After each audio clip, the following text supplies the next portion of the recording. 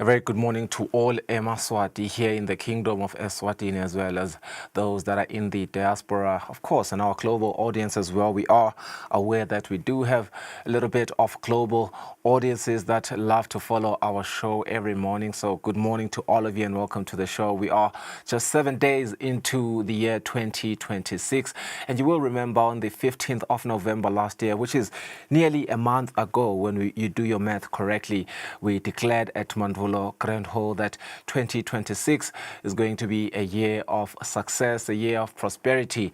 And indeed, we manifested those words with just 7 days into the new year. And of course, a new year often arrives wrapped in a lot of optimism. But economies are not moved by hope alone. They respond to choices, rather. They respond to discipline as well as timing. And as 2026 begins, the question before us is no longer what went wrong, but rather what must now go right, right? For the Eswatini economy, this is not a blank slate year. It is a continuation year, one that is shaped by persistent youth unemployment, constrained fiscal space, rising household pressure, and a global economy that remains uneven and unforgiving. Yet it is also a year of opportunity, and that is what we like to look at, a glass half full perspective as we begin the year. Opportunity in regional trade, there's opportunity in demographic dividend, opportunity in policy reform that moves from paper to practice. But there's also opportunity in sectors that we have spoken about for years but have not fully unlocked. If we are to get it right this year, 2026, we must ask the uncomfortable questions. Where are the economic pressure points? Which levers matter the most? And which low-hanging fruits have we talked about long enough without harvesting? Sanele Sbia, our economist, is going to join us at 7:30 this morning to examine all those checkpoints. Otherwise, we just wrapped up the Ingwala. In fact, we just enjoyed the main day at the Eswatini royal residence. Emaswati flocked in there, and we have been seeing a lot of people just, making their own comments around. We have never seen so many people at the Ingwala ceremony, which is a good prospect, really, looking at how our kingdom is governed and the way that, culture and our traditions and our heritage continues to live in the kingdom of Eswatini. It's beautiful to see Eswatini responding to their roots, and therefore the whole world subsequently enjoying that. We're going to have ourselves a beautiful breakfast show this morning, so stay with us. We'll go for a quick ad break for now. We'll come back with our local news, and then we'll get into that conversation that I've already highlighted with Sanele Sbia. Stay with us.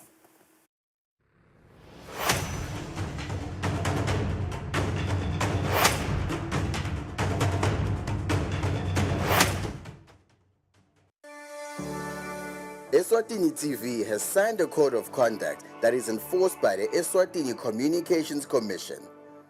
We are committed to reporting news that is accurate, comment that is fair, and programming that does not amount to hate speech or the description of gratuitous violence or explicit sex. For any complaints of our programming, please contact us on 2411-9600 or email info@eswatinitv.co.za. You can also contact the Eswatini Communications Commission on 2406-7000 or write a letter to ECCOM on PO Box 7811 Mbabane. Email address is info@ecom.org.sz.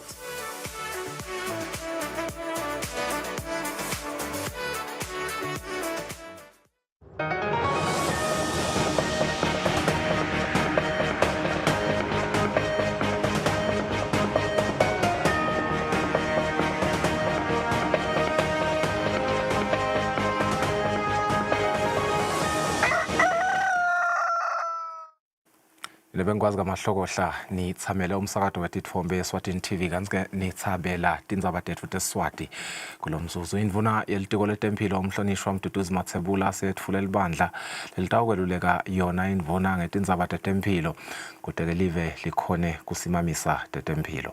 Lelibandla lelitawuhlala ehhovisini iminyaka lemitsatfu liholwa ngumabhalane lomkhulu kulelitiko Khanya Mabuza kanske lamalunga abuya etinhlangothini letahlukene letfaka ekhatsi betemtsetfo bemadolobha netinhlangano letingekho ngaphansi kwahulumende. Ngekugunyatwa ngumthetho wetemphilo weminyaka wa-2023 i-Health Act sicephu sesithupha indvuna yetiko letemphilo umhlonishwa Mduduzi Mathebula emhlanganweni nebetindzaba wetfule libandla litawululeka yona indvuna ngetindzaba tetemphilo pheceleti Health Advisory Standing Committee. Indvuna yenxusa yacela lelibandla kutsi liyeluleke ngeliciniso. With a mission to improve health through leadership in providing accessible, quality services, promoting health across the life course, strengthening systems and controlling diseases. The strategic plans of the ministry focus on universal health coverage, digital health, and addressing challenges like NCDs, HIV, and mental health to build an efficient, equitable, client-centered system. Committee members shall comprise the following. 1, Mr. Kanyagwezo Mabuza, Principal Secretary in the Ministry of Health, who shall be the chairperson. Mr. Mtunzi Shabangu, Principal Secretary, a Public Service. Dr. Velelepi Okelo, Director of Health Services, a Ministry of Health. Princess Tsanzile Dlamini, Regional Administrator. Dr. Petsile Dlamini, Private Sector Health Medical Specialist. Dr. Samgeli Soshabangu, Public Sector Health. Mr. Temgosi Dlamini, Civil Society Organization. Mr. Muzi Dlamini, CEO, Good Shepherd, representing the faith-based health organizations. Lungile Dlamini, Urban Development. Simpwe Gunene, Logistics. Dr. Jabulile Malaza, Lose Parliament. Mr. Bongan Chau, Procurement and Finance. Abese kubana kwanele makakula longummeli. Sihlalo waleli komiti lophinze abe ngumabhalane lomkhulu kulelitiko Khanya Mabuza uthi lelibandla ke litawuvele lisukume lihlanganise lihlaka lekusebenta libuke ukuthi dingavaleka kanjani tikhebesi letikhona kulolu hlangothi letemphilo deliver. Starting from policy issues that center the health, and then we also talk about strategic issues that center the health. We talk about health reforms. Siyathi ukuthi kuningi labakhala ngako la ngaphandle bantu ngehealth. I will not pick one, but you know ukuthi kune-issue ama-drugs, kune-issue human resources. These are issues for health reforms. So that's why we're critical with how best can we serve the nation. So kuningi nje mina sawuthina about the global health issues lapho ilitiko lifuneka lisebenze kungangwe to ensure that we align ourselves with the global health.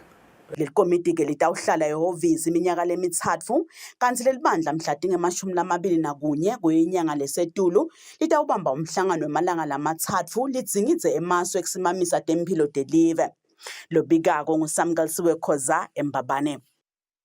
Maphalane wePhalamende Benedict Xaba uthi kumcoka ukuthi tisebenti tePhalamende tihlale njalo tisebukhoneni baNkulunkulu njengoba ke umsebenzi letiniketwe wona wekusebentela live uyabita. Xaba bekakhuluma ngesikhathi iPhalamende ibambe inkonzo yekucala kweminyaka ngalesithathu. Njengoba iPhalamende yelive itawususa umsebenzi wokulungiselela kuvulwa kwesigaba sesithathu sePhalamende li-12 letisebenti ke tibambe inkonzo yekucala kweminyaka batisonzeta kulomdzala wetinsuku asasusa umnyaka wa-2026.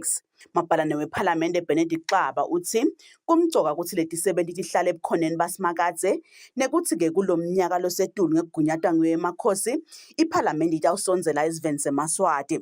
2026 iPhalamende vele itabe ikubantu iphume kakhulu kungako ke lamhla sithe emva komsebenzi omkhulu welive lobo khona umsebenzi wencwala asithi ke sithi sebenze ePhalamende nabo bonke nje baholi bePhalamende asiqale sitilungiselele enyalo sithe sikhomande yona lo 2026 ukuthi akeve noma le authority njalo wathi sePhalamende sishaya umthetho so lo mthetho ke sokushaya physically phize sewushaya kamoya so nyalo nje sitoshaya legislation ukuthi lo 2026 sifuna kubeke njena kunjena sike sihlabe simemetela lamhla sikwenta ke igabeni letinzathu sikwenta khona kamoya ukuthi lo 2026 akube ngilohamba kahle kuyo iPhalamende njengalo wathi ukuthi kuta imbube emhlaba amadudane itabit ovula yona i-third session so sifuna ukuthi kubeteke lokuphazamisa ke konke kuqonzeke phambili nayo yonke imisebenzi lesitayenta so kungako ke lamhla sicalile sithi sebenze ePhalamende akusuba nesebenzi ePhalamende siye office kodwa asicale sibenza wonye sikhulume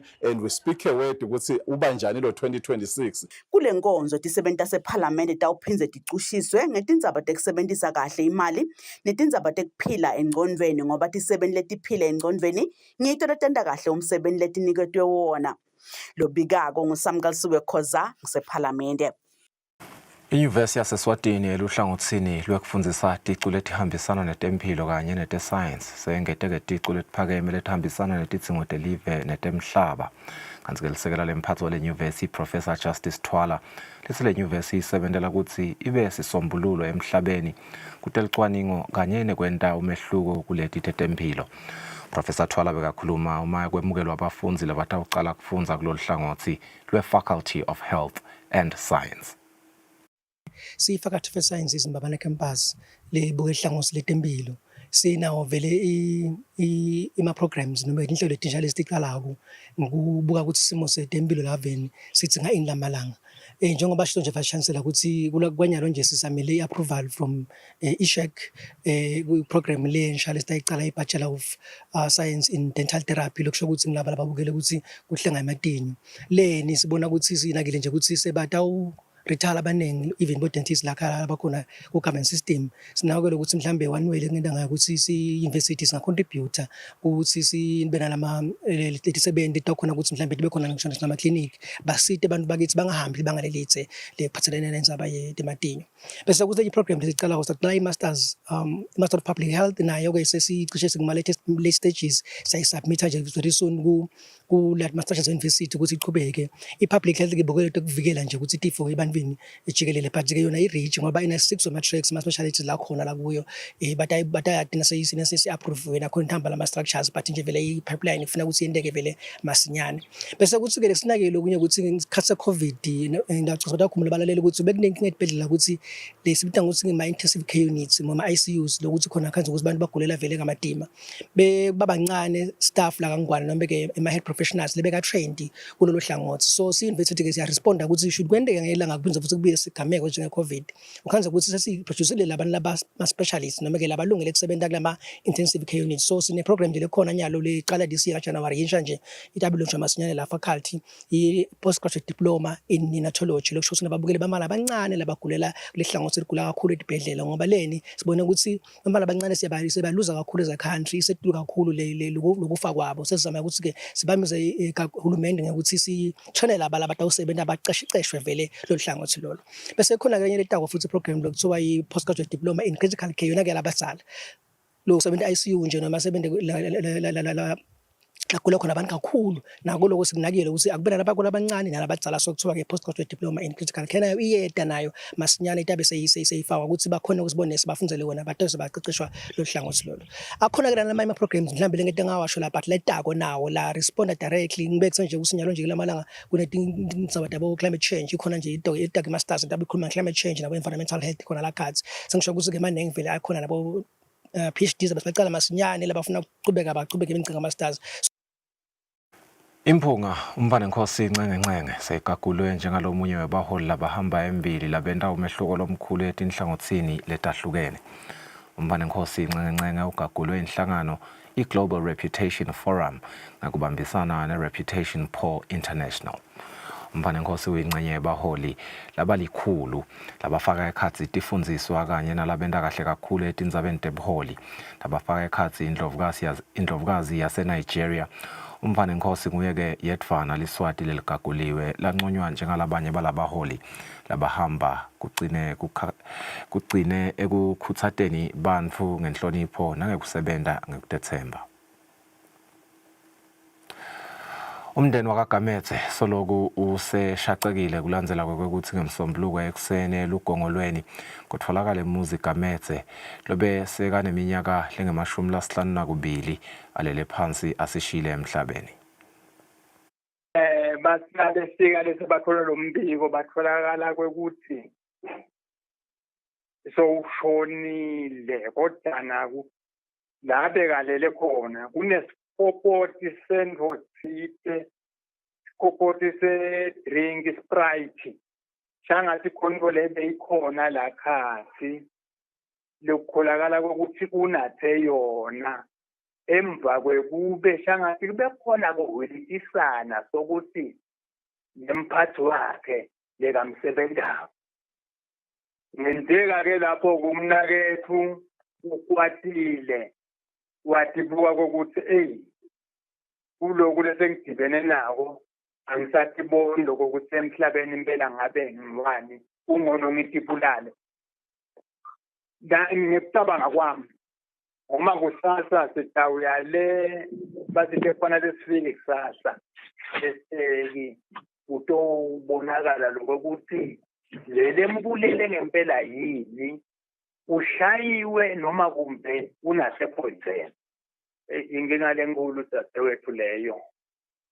Thina nje silikhaya la kushonwe khona sithe nalo muntu longathi uyasebenza sibukana emehlweni futhi-ke kusikele kabi lokho ngesikhathi silesindi sisuka emalangeni nanga futhi nalo nelutho lokhona kokusebenza labasemsebenzini kodwa nangelamalanga abanalutho ngoma yesikhuthuzo nje ilanga lesilisi kangakanani kulongasebenzi impela lapho siba kaGametse nje nathi sithwele esandla enhloko ukuthi ngabe sawuthathane sibikelani sinenkinga nje lenkulu ngalapho ufakele Nkosi yami lokuqhamuka sinoma kanjani kube kuyabuka ngaba kasikhamukeli nganathi ikhathi nathi.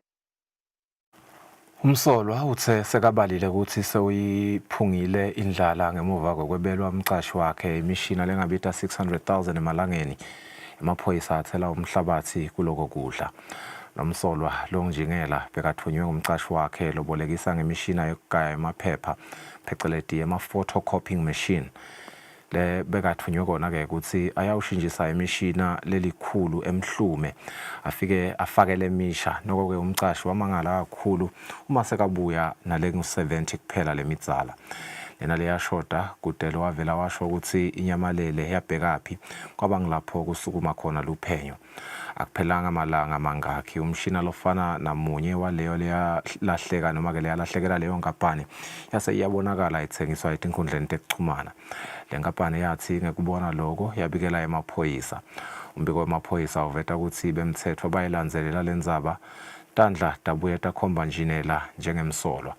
Umsolwa waboshwa wase usita emaphoyisa ukuthi atfole imishina lel-12 kanti-ke umsolwa ubheke ukuthi avele enkantolo yamanje atotiphendulela ngalamacala.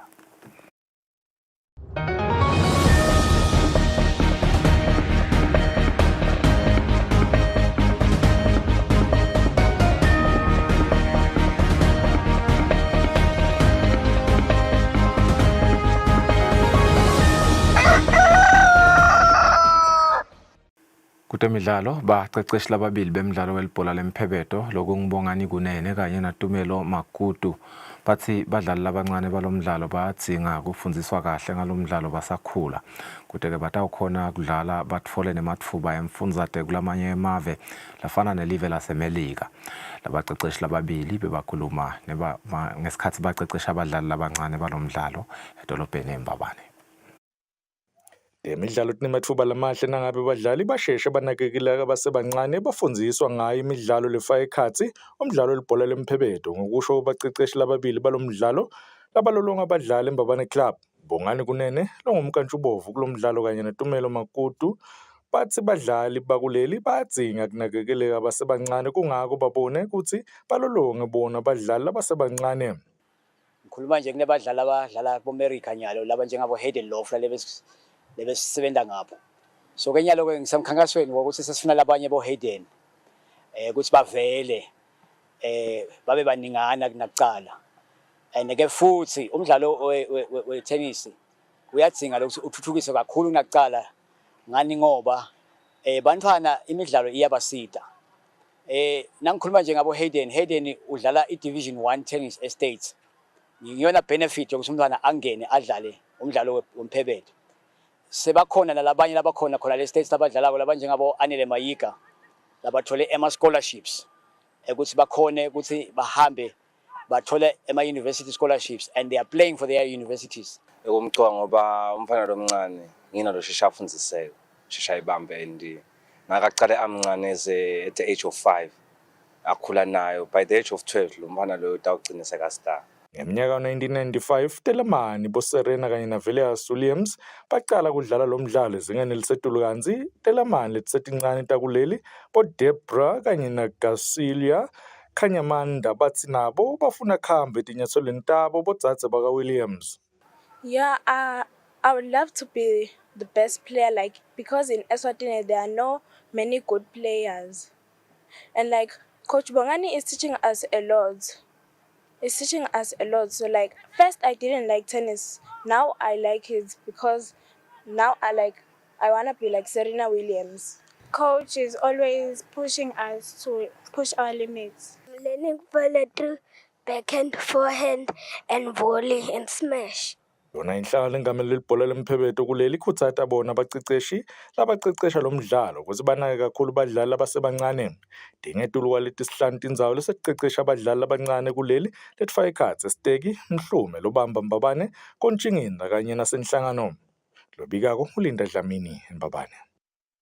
Stishiya kanjalo tindzaba tethu teSwati sibahlola emakethe sitawubuya sichubeka nelihlelo masinyane.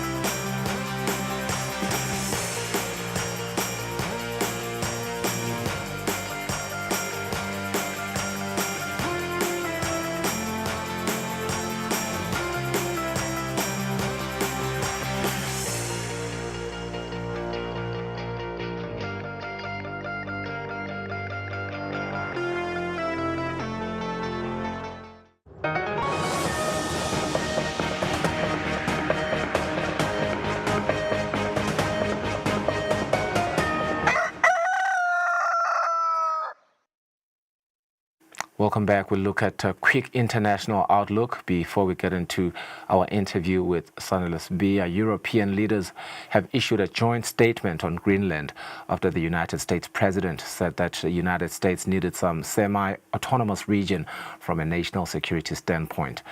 Greenlandic leaders say that the people will determine their own future, but Denmark's prime minister is more bleak in her assessment. Back in the crosshairs of Donald Trump, the U.S. president shifting his target after forcibly removing Nicolas Maduro from Caracas over the weekend. It's pushed officials in Greenland to start speaking out. Our country is not really the right one to compare with Venezuela. We're a country that is democratic and has been democratic for many, many years. The cooperation we're pursuing right now means that we want to create or re-establish the cooperation that we previously had with the United States, especially the good cooperation we've had. The situation is not such that the United States can simply conquer Greenland. Defense and foreign policy in the semi-autonomous territory remain in the hands of Denmark, a NATO member. This means Greenland too falls under the protection of the military alliance. For Denmark's Prime Minister, the US threatening a fellow ally has far-reaching consequences for NATO. I believe that the American president should be taken seriously when he says that he wants Greenland. But I also want to make it clear that if the United States chooses to attack another NATO country militarily, then everything stops. That is, including NATO, and thus the security that has been provided since the end of World War II. While European leaders attempt to show a united front to counter Donald Trump's renewed push for Greenland, the line of thinking over in the White House is that Washington can do what it wants. Nobody's going to fight the United States militarily over the future of Greenland. When Donald Trump returned to power last year, there were fears over the seriousness of his commitment to NATO and its Article 5 protections. But now the future of the military alliance hangs in the balance, depending on what he does with Greenland and if other members respond. While seemingly endless questions remain about the future of Venezuela's government, popular opposition leader and Nobel Peace Prize winner Maria Corina Machado has vowed to return to her country. Maria Corina Machado says she will be coming home. The Venezuelan opposition leader, who's been in hiding for over a year, led a popular 2024 election campaign against Nicolas Maduro after she was banned from running herself. Now that Maduro is out and the future of Venezuela appears to lie in President Donald Trump's hands, Machado has vowed to return. Well, first of all, I'm planning to go back to Venezuela as soon as possible. Every day I make a decision where I am more useful for a cause. That's why I stayed in hiding for over 16 months, and that's why I decided to go out, because I believed that at this moment I'm more useful to our cause, being able to speak out from where I am right now. But I'm planning to go as soon as possible back home. Machado has long been trying to get in Trump's good graces. Recently, she praised the operation capturing Maduro as a historic step towards freedom. In December, she even went as far as to dedicate her Nobel Peace Prize win, which Trump openly coveted, to the U.S. leader. I dedicate this prize to the suffering people of Venezuela and to President Trump for his decisive support of our cause. Despite these efforts, Trump has indicated he doesn't believe Machado can govern her country. According to the New York Times, behind the scenes, Mr. Trump came to his conclusion based on several crucial factors, including U.S. intelligence that suggested the opposition would have trouble leading the government, and a souring relationship between Ms. Machado and top Trump officials, according to 5 people with knowledge of his decision-making. Trump reflected this view in a press conference Saturday. Oh, I think it would be very tough for her to be the leader. She doesn't have the support within or the respect within the country. She's a very nice woman, but she doesn't have the respect. Trump said there will be no new elections in Venezuela for the next 30 days, meaning Machado's political future won't be determined anytime soon. U.S. President Donald Trump said this Tuesday that he would be meeting with American oil executives after last weekend's stunning series of events in Venezuela. Meanwhile, the Organization of American States held an emergency meeting where Brazil, Mexico, and Colombia condemned the U.S. military action in Venezuela over the weekend. Meeting for the first time since the U.S. struck Venezuela and deposed its president, members of the Organization of American States roundly criticized the U.S., including Colombia, the latest target of threats by Donald Trump. The conference had to adjourn when a protester interrupted, accusing the U.S. of an imperial oil grab in Venezuela. At an event in Washington, Donald Trump did little to abuse his critics of that notion, saying he was focused on the country's oil. I'm also meeting with oil companies. Let's go. You know what that's about. We've got a lot of oil to drill, which is going to bring down oil prices even further. Earlier, in an interview with NBC, Trump maintained that the U.S. would run Venezuela and that it was too early for elections there, saying we have to nurse the country back to health. He also said a team would oversee the next steps, including Secretary of State Marco Rubio, Secretary of Defense Pete Hegseth, White House advisor Stephen Miller, and Vice President J.D. Vance. Meanwhile, as former President Nicolas Maduro faces drug trafficking charges in New York, Venezuela's Attorney General said the former president deserved immunity from the charges as a head of state.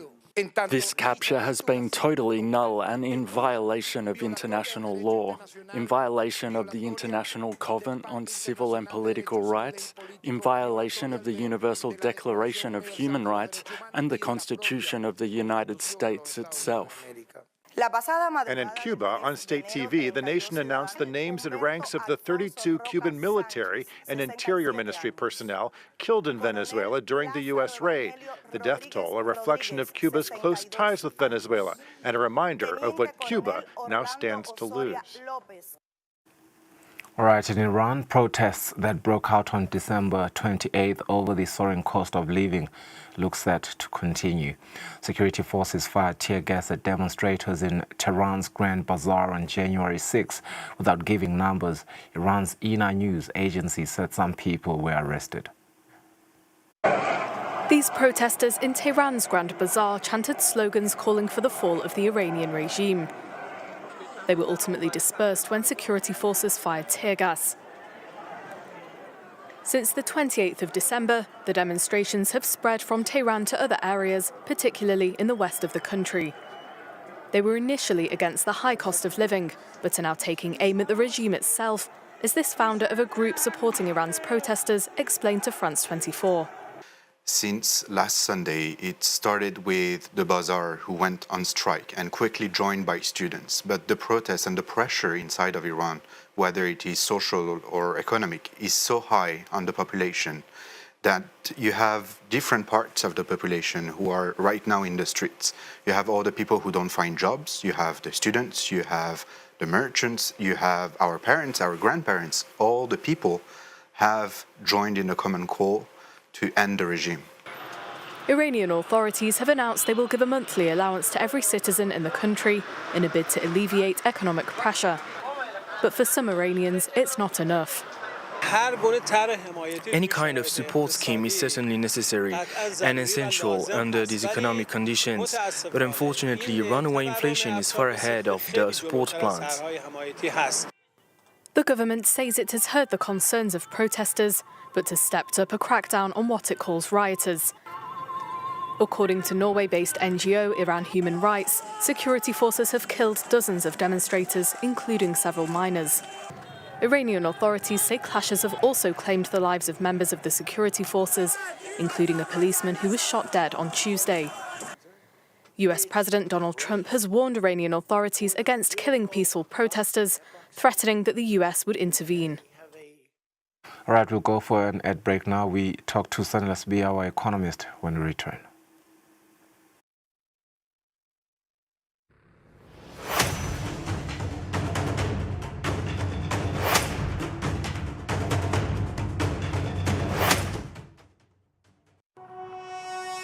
When you choose your adventures, you do so with an open heart and a desire for the unexpected. You embark on journeys to discover new worlds, full of wonder. You choose a path to awaken your senses, a world to make you look up and realize just how inspiring this life can be. Arrive and awaken your heart. Explore life in ways only thought possible in your dreams. Discover just how far you go to expand your understanding of life's greatest mysteries. There's just one place on this planet with so much to offer. Now is the time for you to have the royal experience.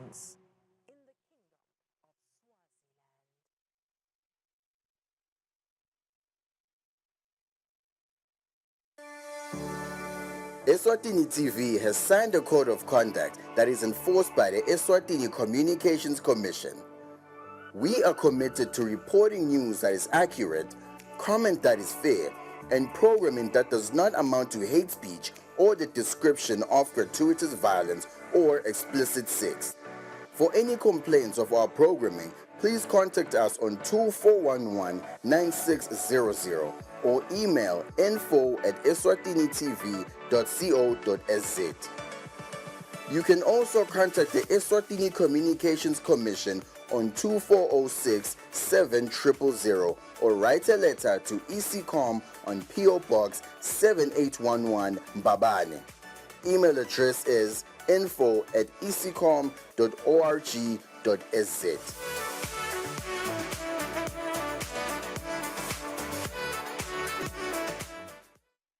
What if the air your child is breathing is harming their brain, stealing them of their chance to learn, thrive, and grow? This invisible danger is real, urgent, and happening now. We are talking about air pollution and its impact on our brain, and what countries are doing to stop it, from London to Bogota.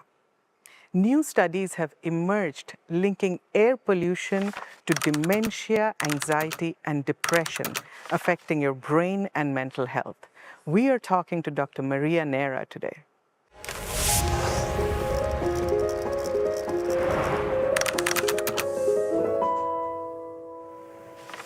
Welcome, Maria. Let's start with the impact of air pollution on our health. Thanks, Vismita. Yes, air pollution is the biggest environmental risk factor for our health.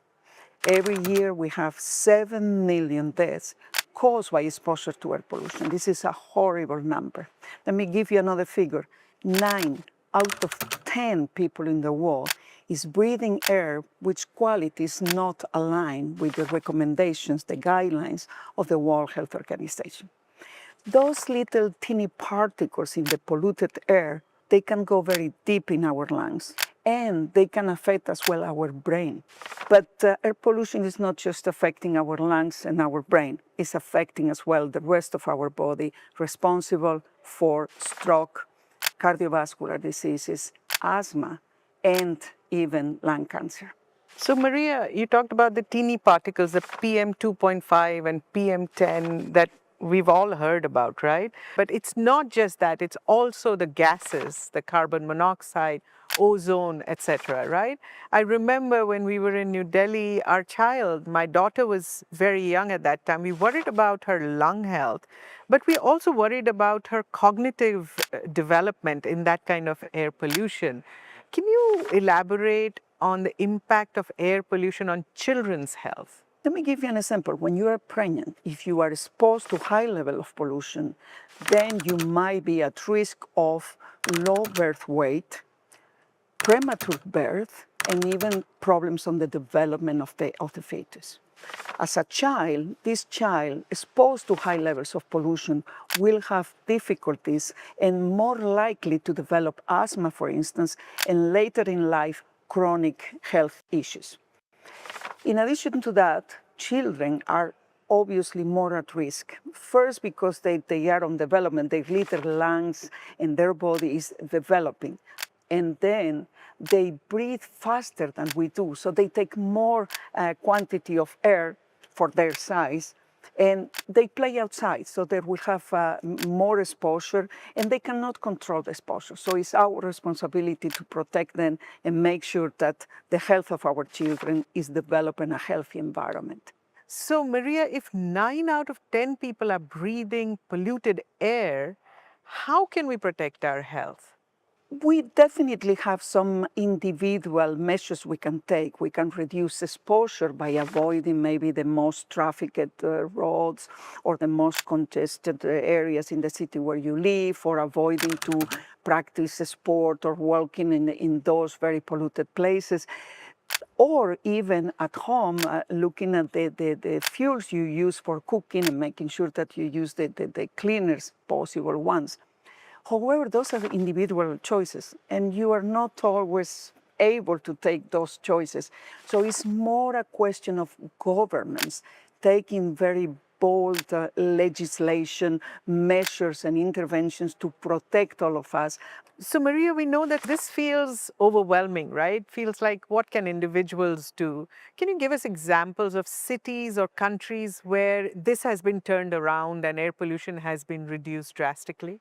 Absolutely, and we have perfect demonstration that it can be done. For instance, the European Union, the European Parliament has just adopted a directive on air quality, which is very much aligned to WHO's recommendations and guidelines. That will create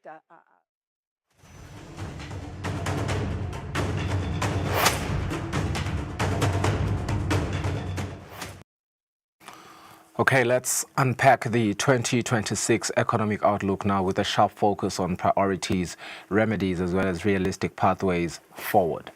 From youth unemployment as well as productivity to fiscal discipline, trade, investment, and growth enabling reforms. The question is simple, but the answers are not really simple. What must Eswatini get right this year in 2026? And what happens if we do not? Sanele Sbia, our economist, joins us now. Sanele, good morning. Thank you for your time, as always. As we enter 2026, I want us to begin with the big picture. How would you characterize the state of Eswatini's economy in one sentence? Is it stabilizing, stagnating, or structurally constrained? But thank you, Mr. Ngumaro. Good morning to you and a happy new year to you too. So what we're looking at in terms of the growth figures, Ngumaro, is we are at levels that we had not seen in over the past 2 decades. 2025, we're expecting a growth at the range of 5 to 6.5%. And then 2026, though, we're expecting growth to moderate to around, between 4.3% and 4.6%. Now, that's largely driven by, the fact that 2025 was largely supported by that onset or that commencement of those mega projects and the funding and the financing that came with that that went on to boost economic activity. And we also saw issues around households are still continuing to consume, even though we're seeing a bit of a constrained household sector, but that private consumption still continues to boost the economy. In terms of when we move to inflation, we do expect inflation to stay moderate, somewhere between 3 to 3.5% on average for the year of 2026, which now shows that, as much as prices are increasing, but the rate at which they're increasing has considerably slowed down, from when you compare with where we were in terms of inflation at the start of 2025. So we expect that moderate inflation to push in the household sector and, help households be in a position to, to continue spending, even though we do expect there to be a bit of caution in terms of the expenditures, because we're still coming back from those lines of, from those times of, tough money. And then other economic indicators that we're looking out for, Mr. Ngumalo, is we know that our debt to GDP ratio is estimated to be at 43% of GDP. Now that somehow presents a bit of a balancing challenge in terms of how we expect, the minister to balance the budget in this coming year. So we are watching out to see what those fiscal pressures are going to look like and how the minister is going to deal with those. But in terms of the interest rate, we do expect it to stay at the 7 region and the 7.5 at the region at which it is currently, because there are those mounting geopolitical tensions, with that Venezuela issue, and still Russia-Ukraine has not been resolved, and we don't know what the implications of America's actions in Venezuela are going to be on that front, on that Russia-Ukraine front. Is it going to be more emboldening? And we're seeing a bit of some fears in terms of what will happen, say, between China and Taiwan, now that, America has set this very dangerous precedent. But we're waiting to see, though the risks coming through from that right now, Mr. Ngumalo, seem to be very moderate. But, as the geopolitics and as we see how that story unfolds, we might have to, just recalibrate our risk matrix and, just recalibrate how that is going to trickle through the entire global economy and eventually into the Eswatini economy. Yeah, if government, business, and labor had to focus on 3 economic checkpoints only this year, what should they be and why? For me, the 3 checkpoints, I'd say just one, Ngumalo. For me, there's just one thing that we need to do as a country, deal with the structural bottlenecks. We need to transform the structure of the economy, move from being a government-led economy into a private sector-led economy. Because as you notice, we seem to be stuck in this issue of a high wage bill, crowding out effect, and that just goes to show that private sector is not yet at the level where it should be, and when it's not playing at the level we expect it to play. And for longer term growth to be sustainable, you do need the private sector to lead that growth. Because right now, if we are talking of 43% debt to GDP ratio, that means high servicing costs and no ability this year for the government to actually even think of debt financing. So now that brings about the quagmire, and then you have a burgeoning a wage bill within the government. So what you need is a very strong private sector to be able to shift that labor that's in government into private business, and also, absorb these other unemployed Emaswati that are sitting on the ground. So we just need to be serious about, structural transformation in the economy. Of course, and of course, one of our most urgent challenges is youth unemployment in the Kingdom of Eswatini. Are we dealing with a job shortage, a skills mismatch here, or an economic structure that is simply not absorbing labor? It's a mix of a bit of both. There are situations where you are dealing with an issue of there are just no jobs. We need the economy to grow at levels above 5% consecutively for 3 to 5 years so that it begins to create those jobs that people need. While at the same time, you also need to look into, the retraining and, retooling our education and training system. But you also do need to grow the economy. The structure of the economy needs to grow to match the type of economies that exist now. We are in a knowledge economy, and we do need to move towards that direction as a country, because otherwise the jobs that we are looking for would be in your manufacturing sector and all of those sectors, and they are largely subscribed, if not here in the kingdom, but in other countries, and then we get to import quite a lot of those. So we do need to find a competitive advantage, find a niche industry, and move towards that. So we do also need to change the structure of the economy, just, recalibrate it so that we find our new footing in this current economic age. We often announce reforms, strategies, and frameworks. What is the single biggest gap between economic policy and real economic outcomes here in Eswatini? I would say for me, it's implementation, no matter. We have the best policies in the region. And if you look at our policy documents, they're well written, but it's more an issue of, implementing those policies. If we talk, half the issues we've been talking about right now are issues that we've been dealing with even when I was in grade 1, way before I was born. You need to do this, and it never gets done. One of the things that we need to deal with as a country is what I've often called the negative legacy of success. We do get started, but eventually once we start seeing some improvements here and then we tend to relax and regress. So we do need to get serious about implementing our policies and transforming the structure of the economy if we are to get to a point of long-term sustained growth. Which sectors represent the quickest wins in 2026? Areas where growth, where jobs, like you have mentioned, or revenue could be unlocked without waiting years?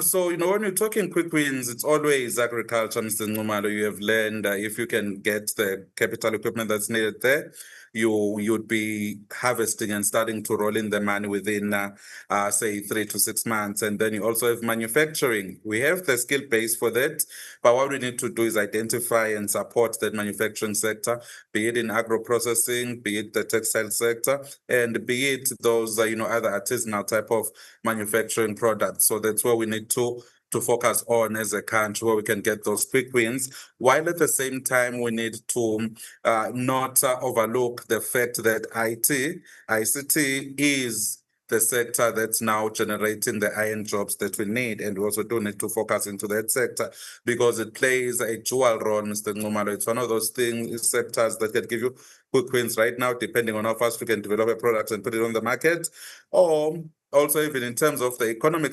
transformation, you need ICT right now to lead that charge so that you have an economy that is well transformed and can survive in the 21st century. But how tight is our fiscal space really? And what difficult but necessary choices must government confront this year if we are going to avoid crowding out growth?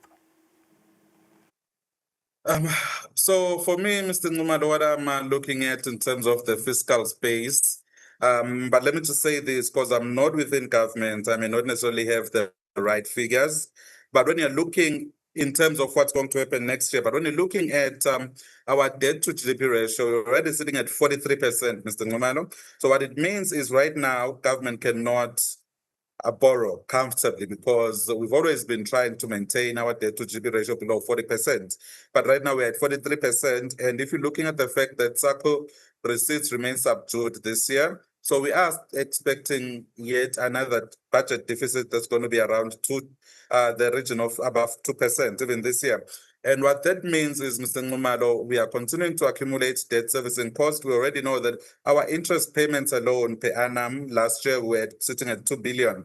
So we do expect that number to go up a bit this year, Mr. Nxumalo. So we do need to find ways of restructuring our debt and also diversifying our revenue pool. So we need to increase and improve on the domestic revenues while we are also just diversifying in terms of where we find other sources of growth. But in terms of that fiscal space, it does remain a bit constricted this year. And that salary review exercise has not actually made issues any easier for the minister, because that means we have increased on what we call the recurring expenditures in that wage bill. Remember last year it took around 33% of the overall budget just was going to salaries. Our entire SACCO revenues were being utilized to pay salaries. That means there's no space for other activities of government there. So we have to rely on what we are mobilizing domestically for those and what we can get from development partners, be it, aid or other loans and any other type. So what we need to do right now, Mr. Nxumalo, is not necessarily go to a point of austerity, but go to a point where we are being serious about managing the leakages. We leak a lot of money, we hemorrhage a lot of money within the government system on any particular year. The number was around 2 billion, 1.04 billion in 2022. We're waiting to see what the new number will be, but indications are it will be going up. So we need to close those taps and close those leakages so that we do not have to make those hard choices as government, but we just become more efficient with the money that we have in our coffers. We can make it go a bit further and also try to find efficiencies within government. You'd find that you can still do quite a lot with the very same amount of money, but what you need to do is be efficient. I think it's one of the findings we've seen that if we're to be a bit more efficient within government or in Eswatini, you would actually improve, service provision without necessarily changing the amount of money that you've allocated there. Absolutely. And how effectively are we leveraging regional markets? Because a lot of our conversation right now has been taking the domestic sort of outlook, but there is that dynamic around regional trade as well as the blocks that are out there. We have SADC, there's the AFCFTA. And what are we not doing that our peers are doing better if we aren't doing anything better? So Eswatini is a small domestic economy, but when you look at our regional partnerships and the regional economic groupings that we belong to, we are effectively a very big economy if we can just be in a position to penetrate those markets. So what we're seeing happening, Mr. Nxumalo, right now is because of our long-term relationship with South Africa, we are continuously, dependent on the South African market, with above 60% of our imports originating from there, and above 70% of our exports are just headed for the South African market. But we do need to diversify, Mr. Nxumalo, and find other markets in the region. So in terms of what are we not doing very well, Mr. Nxumalo, I would say for me it is a myriad of issues. Number one, it is the arrangement of production, the ownership of the factors of production, and the decision making within corporate Eswatini. So if you look at the big five, the biggest companies in Eswatini, you would realize that not all of them, all of the big companies are generally headquartered elsewhere, not in the country.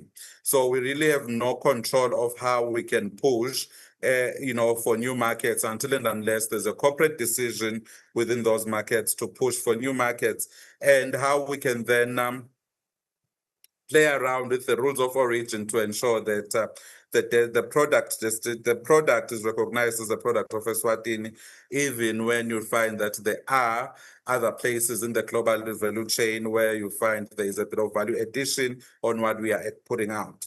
So in order to deal with that problem, Mr. Numar, what you need to do is, number one, seek direct foreign investment with the caveat that they need to penetrate new markets. When you look at our investor roadmap, you need to look for also investors that can find new markets, bring in, services that are not found within the region and within South African markets, which we can then sell to other countries across the globe. We do have the skills, more especially within the services sector, but we need the market to just expand. But we need to also change our outlook in terms of how we are attracting the direct foreign investment in terms of accessing these other markets, not just the South African markets and the SACU markets.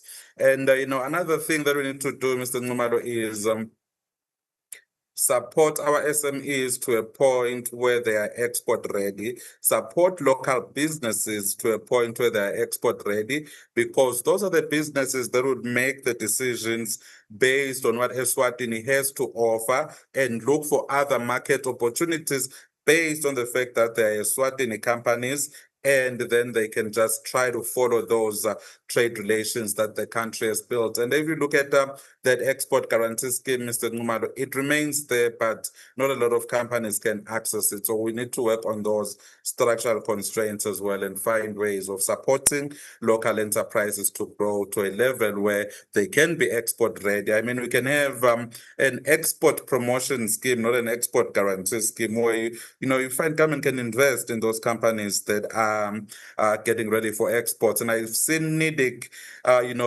proposing that type of equity structure with companies to say, we can come in, but we do not want you to pay back the loan, but what we want is equity in the company. I think we need to explore that structure a bit more with more of a focus towards export orientation from our local grown companies.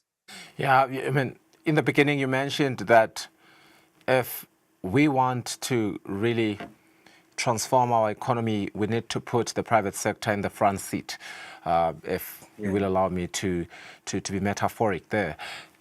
What signals does the private sector need most urgently, therefore, in 2026 to unlock investment, to unlock expansion, as well as job creation?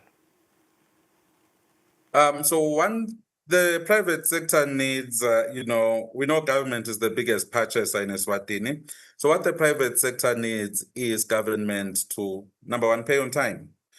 Number two, make it easy for local entities to get into that procurement spectrum so that you grow that the sector. And then number three, just ensure that there's a bit of growth, and you need to make sure that you liberalize all sectors of the economy, at least internally. You need the ICT sector to continue thriving and, giving those services that are quite critical enablers to growth, so that we can develop this level of growth. And at the same time, I'm just going to have to say this, I know it's not going to be popular, but if we keep on seeing these levels of wage increases in government, we are further just kicking the can down the road, because it'll take, now private sector needs a bit more time to catch up with that. So I think government should also needs to consider things such as outsourcing and all these other types of services that are internal within government,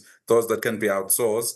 Now that would show that the government is indeed taking a step back from business and is moving towards, ensuring that it is ready to allow private sector to lead. And then also we need to, the last signal, which is it's quite salient, but it's very important. If you look at the fact that government has over 70 state-owned enterprises, and I think around 15 to 20 of those actually compete in the market with private sector.